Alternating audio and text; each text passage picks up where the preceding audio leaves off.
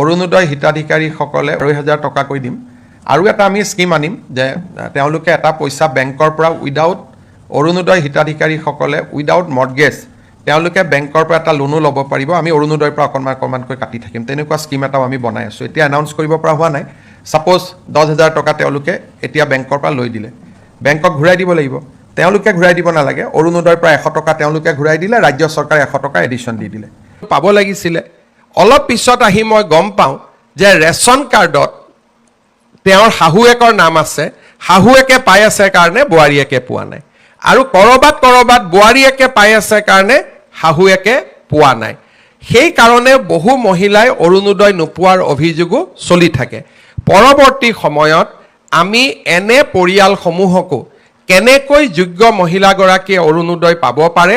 তাৰ বাবে আমি ব্যৱস্থা ল'ম দ্বিতীয়তে নিৰ্বাচনৰ সময়ত মই যেনেকে কৈছিলোঁ যে আমি লাহে লাহে অৰুণোদয় পুঁজিৰ যিটো আজি আপোনালোকে 1250 পাই আছে তাকো আমি লাহে লাহে ইয়াক বঢ়াই লৈ যাম তৃতীয়তে আমি আৰু এটা সুবিধা কৰিব খুজিছোঁ যেনেকুৱা আজি মোৰ অৰুণোদয় আমি বছৰত 1250 টকাকৈ যদি আমি 10 মাহত যোগ কৰোঁ তেতিয়ালে আমি অৰুণোদয় কিমান পাওঁ 12,050 টকা পাওঁ লগত যদি আৰু 2 মাহ যোগ কৰি দিওঁ তেতিয়ালে আমি 15,000 পাওঁ আমি 15,000 টকা পাওঁ কিন্তু কাৰোবাৰ যদি প্ৰয়োজন বোলে মই 1250 টকা পাওঁ কিন্তু আজি মই তৎকালীনভাৱে মোক 2,000 টকা লাগে 3,000 টকা লাগে তেতিয়াহ'লে আপোনালোকক আমি এটা ভৱিষ্যতৰ দিনত সুবিধা কৰি দিম যে আপোনালোকে সুদত কাৰো পৰা টকাটো ল'ব নালাগে অৰুণোদয়ৰ প্ৰায় আপোনালোকে 2,000 টকা আগতীয়াকৈ ল'ব পাৰিব পিছত আমি 200 টকা কৰি আপোনালোকৰ পৰা অৰুণোদয়টো কাটি আমি গৈ থাকিম নহ'লে পূজাৰ আগতে বা ল'ৰা ছোৱালী এডমিশ্যনৰ সময়ত আপোনালোকক কেতিয়াবা 5,000 টকা দৰকাৰী হয় এতিয়া আপোনালোকে 5,000 টকাটো বিচাৰি পেলাই কাক যাব লাগে কোনোবা গাঁৱৰ মানুহৰ তাত গৈ 5,000 টকাটো সুদত ল'ব লাগে কিন্তু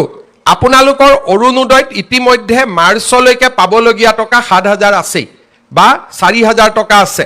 আপোনালোকে যিমান টকা বছৰটোত পাবলগীয়া আছে সিমানখিনি টকা আপোনালোকে আমাৰ পৰা আগতীয়াকৈ খুজি ল'ব পাৰিব আমি আপোনালোকৰ টকাটো মাহত কাটি গৈ থাকিম তেতিয়া কি হ'ব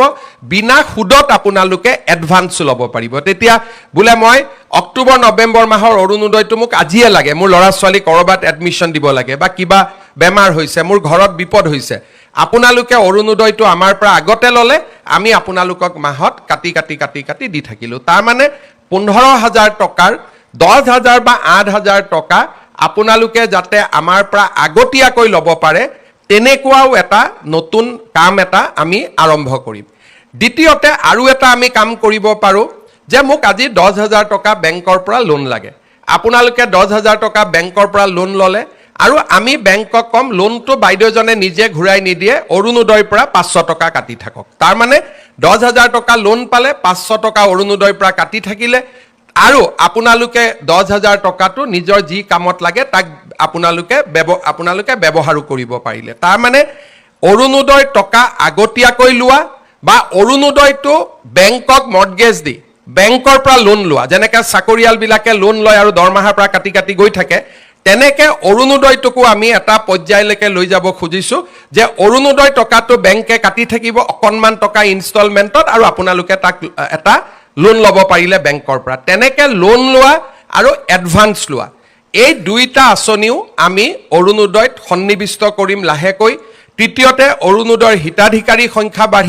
বঢ়াম আৰু চতুৰ্থতে আমি অৰুণোদয়ৰ পুঁজিও আমি লাহে লাহে বৃদ্ধি কৰি গৈ থাকিম যাতে ই আপোনালোকক সহায় কৰিব পাৰে ই আপোনালোকক বিপদৰ সময়ত সহায় কৰিব পাৰে আজি আমাৰ সমাজত মই বহুত মানুহক দেখোঁ যে মানুহৰ যেতিয়া কিবা কাৰণত বেলেগ কিবা ঘটনা ঘটি থাকে মানুহে খালি অৰুণোদয়ক গালি দিয়ে চৰকাৰে ইমান এইটো কৰিব পৰা নাই অৰুণোদয়ত কিন্তু টকা দি আছে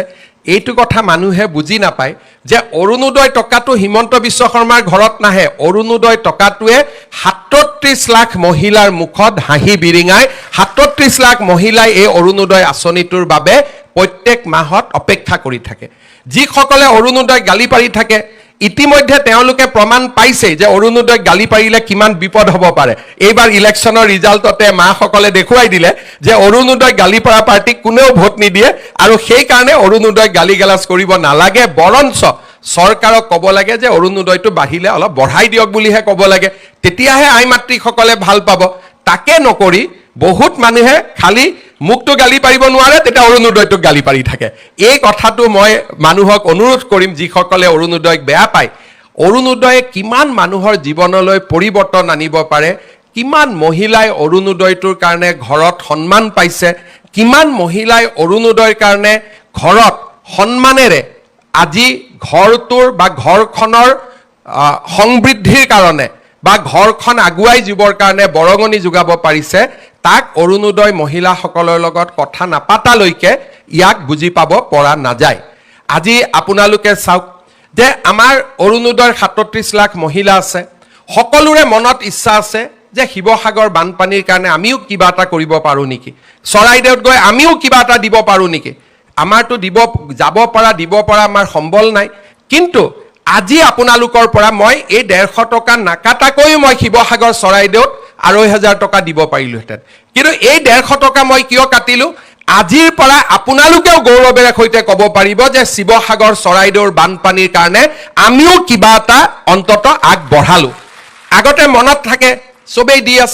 দি আছে, আমিতো একোৱেই কৰিব পৰা নাই। আজি চৰকাৰে আপোনালোকক এটা সুবিধা কৰি দিলে যে এই 150 টকা আপোনালোকৰ টকা আজি আপোনালোকে কাক দিলে, শিৱসাগৰ চৰাইদেউ যোৰহাট গোলাঘাটত বান আক্ৰান্ত ৰাইজক আপোনালোকে আগবঢ়ালে। এইটো মই দিয়া নহয়, আমাৰ অৰুণোদয়ৰ 37 লাখ মহিলাই আপোনালোকক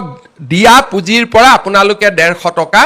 আজি আমাৰ আই মাতৃসকলক কাক দিলে, শিৱসাগৰ চৰাইদেউ যোৰহাট গোলাঘাটত। কালি যদি ধেমাজি লখিমপুৰত বানপানী হয়, কালি যদি গোৱালপাৰাত বানপানী হয়, একেধৰণে শিৱসাগৰ চৰাইদেউ যোৰহাটৰ মহিলাই 150 টকা আমাৰ আন মহিলাসকলক দিব। অৰ্থাৎ এনেকৈ এটা অৰুণোদয় পৰিয়াল গঢ় লৈ উঠিলে যে ইজনে সিজনৰ বিপদৰ সময়ত আমি থিয় দিলোঁ, ইজনে সিজনে বিপদৰ সময়ত আমি একেলগে থিয় দিলোঁ। তাৰ মানে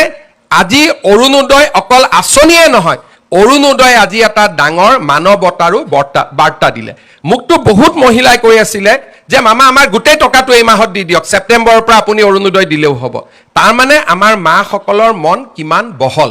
আৰু আমি এইকাৰণে গোটেই টকা ল'ব খোজা নাই, কাৰণ এই মুহূৰ্তত এনেকুৱা নহয় যে আমি বান সাহায্যক দিব নোৱাৰিম বা আমি অৰুণোদয় হিতাধিকাৰীসকলক বা আই মাতৃসকলক সহায় কৰিব নোৱাৰিম। আমি অৰুণোদয়ো চলাই ৰাখিম, বান সাহায্যও চলাই ৰাখিম। কিন্তু আজি যে 150 টকা মই দিয়া নহয়, এই 150 টকা আপোনালোকে দিলে, আৰু আপোনালোকৰ মনটোত আজিৰ পৰা এটা ডাঙৰ শান্তি আনি দিলে যে ময়ো বানপানীত সহায় কৰিছোঁ, ময়ো বানাক্ৰান্ত ৰাইজক কিবা নহয় কিবা এটা ময়ো দিব পাৰিছোঁ। আজি মই পুনৰ এবাৰ আমাৰ শিৱসাগৰ চৰাইদেউ যোৰহাট গোলাঘাটৰ বানাক্ৰান্ত ৰাইজক আজি আমি আকৌ এবাৰ মনত পেলাইছোঁ। আজি আমি ক্ষুদ্ৰ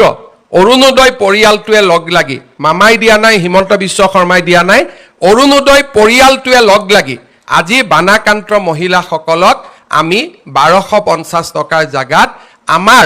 এটা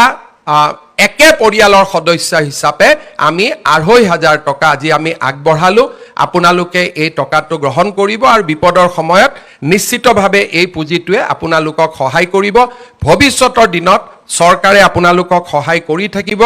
আপোনালোক অকলে নহয়, আপোনালোকৰ লগত আমি সকলো আছোঁ, আৰু বিপদৰ সময়ত আমি সকলোৱে একেলগে চৰাইদেউ শিৱসাগৰ যোৰহাট গোলাঘাটৰ ৰাইজক সহায় কৰিম। এই বাৰ্তা আজি আমি আনুষ্ঠানিকভাৱে প্ৰেৰণ কৰিছোঁ। মই বহুত দীঘলীয়াকৈ নকওঁ,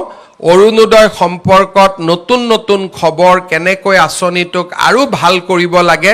তাৰ কাৰণে মই প্ৰচেষ্টা চলাই ৰাখিম। এইটো মাত্ৰ আৰম্ভণিৰ বছৰ। আপোনালোকে অৰুণোদয় আঁচনিখন নতুন ৰূপত সাজত আপোনালোকে দেখা পায়েই থাকিব। অৰুণোদয় সদায় আপোনালোকৰ লগত ঘৰখনৰ সাৰথি হিচাপে আপোনালোকৰ লগত থিয় হৈ থাকিব। পুনৰ এবাৰ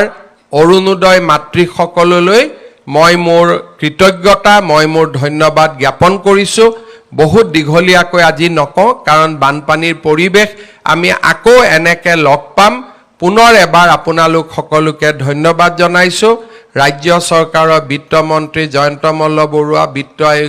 বিত্ত আয়ুক্ত জয়ন্ত নাৰিকাৰকে আদি কৰি বিত্ত বিভাগৰ বিষয়াসকলক